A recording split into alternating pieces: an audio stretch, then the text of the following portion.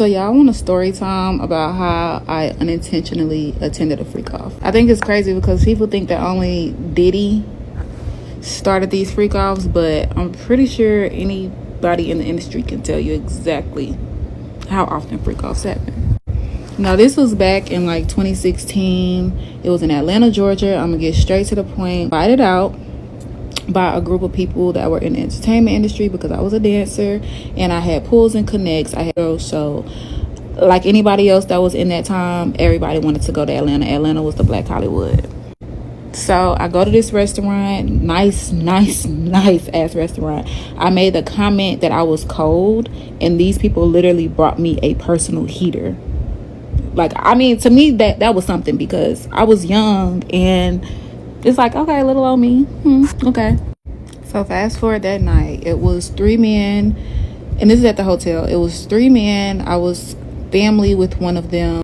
So mind you, I was supposed to have 2 separate rooms. Everybody was in one room. I'm the only female in the room. That was the first red flag. I didn't care because I just knew at the end of the day, like, I could call up a female and it's Atlanta. Like, come on now. Okay, we go to this party that I wasn't even intentionally invited to. It was like I was just a +1. Mind you, I did know the dude very well. It wasn't like he was a stranger. No, we had done plenty of shows together with I don't want to name drop, but like I am just to show credentials. It was Jessica Dom, Melissa, Stevie. We had to work with a couple people. Okay, at the time, Love and Hip Hop was just starting out. So later on that night, it was a party, and it was a masquerade party. Did not know too much about masquerade parties. I just knew that it was this big mansion masquerade party, and everybody had to wear masks. So walking in, everybody had the type of mask that you wear to your face. If you didn't have one or brought one, they had them like at the table as soon as you walked through the door. Mind you, you did have to have a code, like a secret word to get in. And once you get in, it was literally just like a regular mansion ballroom type of thing. So this is where it get crazy, right? So my homeboy, or whoever you want to call him, he's an older dude. I'm younger. You probably would have thought the nigga was my sugar daddy, but if you know, you know. And for the people in the SIP, if you know the only man that I was hanging around and now he's locked up, you do the math.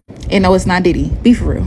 So anyway, this whole mansion party, it was like, you wouldn't have known if it was any celebrities there, like I said, because everybody had on masks. And I don't think this had anything to do with like no. So the guy that I'm cool with, he wanders off and he leaves me because there was like this back room. It had a red rope and it was security standing there. And if you did not know anybody, like you had to know somebody to get in this back section. Okay. It's like alcohol. But y'all, the alcohol was not the same type of alcohol that I drink now. And I was not a drinker until I started dancing. So it really makes me think now how much I honestly did not remember. Like, I don't know, minutes. He comes back, he says immediately, y'all, we gotta go. Y'all, when I tell you, when we get back to the room, this man act like he had seen a fucking ghost. And he literally told me, I'm trying to get straight to the point as possible. There were Asian kids that were performing sexual acts on Caucasian men. There were Vietnamese or Asian kids, again, serving Uggs on trays, dancing on top of tables, basically entertaining these men. And it was different rooms. It was room after room after room with this going on. He said that he was so disturbed because he had kids older than the kids that were doing all of this stuff, and the kids obviously had been so used to it. So honestly, it had me thinking, if a grown man is spooked out behind what he saw, how till that day, y'all, when I say he was, like I said, promoters back then were not the same as promoters promoters now. Promoters back then actually booked people, like I said, we booked numerous of celebrities at the time, and it was never no problem. And like I said, the names that I dropped had nothing to do with this freak off, so that was just for credentials. But he stopped promoting, he stopped doing music, and he's also locked up right now for like, I think, drug charges, I don't know. But he was never the same after that. He saw, but a couple years later, after this whole Justin Bieber Yummy Yummy video came out, y'all, that stuff made me sick to my stomach, because as soon as you walk in, it was Just go watch that video if you ain't watched the video. But that's basically exactly how it happened. So I say that to say this. Diddy is not the only one who had them freak offs. If Diddy is, you know, and I can fact check everything. I've been to at least 2 T.I. freak off parties, and we left because it was too freaking off. You know what I'm saying? Like, nah, we don't want to be around these motherfuckers. Motherfuckers walk around in silk pajamas and shit.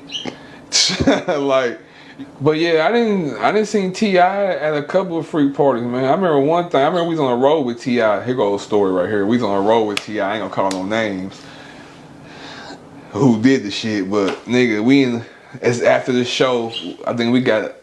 It's a big ass suite, big hotel suite. I don't know what the fuck going on. Bitches everywhere. Out of nowhere, we 2 niggas started having an eating pussy contest. No lie. 2 niggas started with a lesbian bitch. I swear she was a lesbian. Her girlfriend was there too. Damn. And she was in the contest too. Cause it was like, shit, we got some niggas that can eat that pussy better than your girl can. Damn. So it went down like that. But anybody was there, remember that shit. If I'm lying, I'm dying.